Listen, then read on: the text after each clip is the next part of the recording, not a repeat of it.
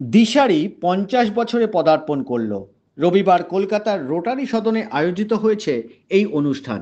এদিন স্মৃতিচারণ, গান, শ্রুতিনাটক, কবিতা আবৃত্তি সহ একাধিক কর্মসূচির মধ্যে দিয়ে সাংস্কৃতিক অনুষ্ঠানের মাধ্যমে সুবর্ণ জয়ন্তী উদযাপন করেছে দিশারি। দিশারি সাংস্কৃতিক সংস্থা দীর্ঘ ৫০ বছর ধরে শিল্পকলা নিয়ে কাজ করছে। প্রথম পথ চলা শুরু হয়েছিল ১৯৭৫ সালে হাওড়া শাখার মধ্যে দিয়ে।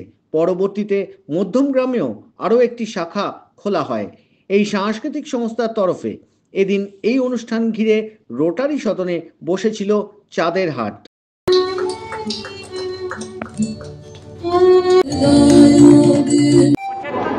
সালে আমার স্কুলে এক বাংলা টিচার বলেছিলেন যে ভীষণ ভালো কবিতা বলিস। সেটাই আমার পথ চলার শুরু। আমার বাবার এক বন্ধু ছিলেন, সে কাকু আজকে নেই, উনি আমাকে দেখাতেন।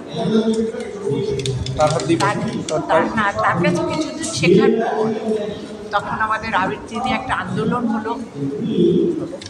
তারপর সেই আন্দোলনে আমি কিছু বলেছিলাম যে আবৃত্তি স্বয়ংসম্পূর্ণ শিল্প হোক। তখন প্রশাসন আধিকারিক ছিলেন শঙ্কর মুখোপাধ্যায়। সেখানে গিয়ে আমার ভূগোল গুরুর সাথে আলাপ, ছন্দ মেরে কথার হাতে শিখি। তারপরে ওখান থেকে আমি প্রদীপ ঘোষের কাছে যাই। এইভাবেই চলে আসছে আমার প্রচণ্ড ভালোবাসার এই কবিতা। এর বাইরে আমার কোনো অস্তিত্ব নেই, আমি কোনো প্রচার নেই, কোনো কিছু। একদম রবীন্দ্রনাথের কথায় আমি নিচুতেই থাকি, নিচুতে। গান ছিল, শ্রুতি নাটক, সমবেত আবৃত্তি, আমাদের যা পারফরমেন্স বাচ্চারা ছেলে মেয়েরা করছে সেটা আজকে ৫০-এ পড়েছে। দিশারির সুদীর্ঘ পথ চলা, আজকে তো ৫০ বছর পূর্তির আমরা যে বর্ষব্যাপী আয়োজন করেছি তার সূচনা অনুষ্ঠান।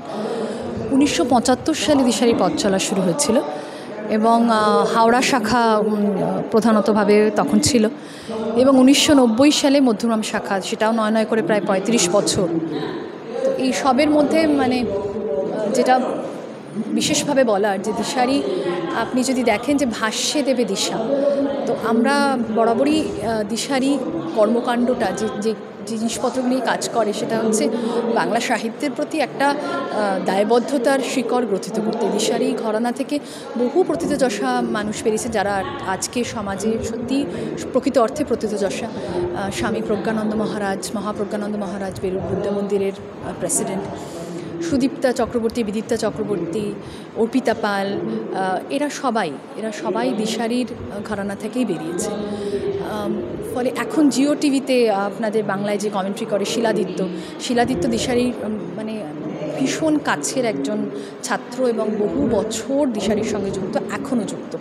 ফলে দিশারির পথ চলাটা কিন্তু আমরা কোনো সময় অ্যাডভার্টাইজমেন্ট করি না যেখানে এই প্রথিতযশা মুখগুলো থাকে। আমাদের পথ চলাটা নিবিড়ে, আমাদের পথ চলাটা যদি আপনার ঘরে ছোট ছোট বাচ্চাদের মধ্যে একটা ভালোবাসার, বাংলা ভাষার প্রতি একটা ভালোবাসার আমরা দায়বদ্ধতা, একটা ভালোবাসা কোথাও গিয়ে গ্রথিত করতে পারি, সেটাই আমাদের সার্থকতা, সেটাই দিশারির সার্থকতা।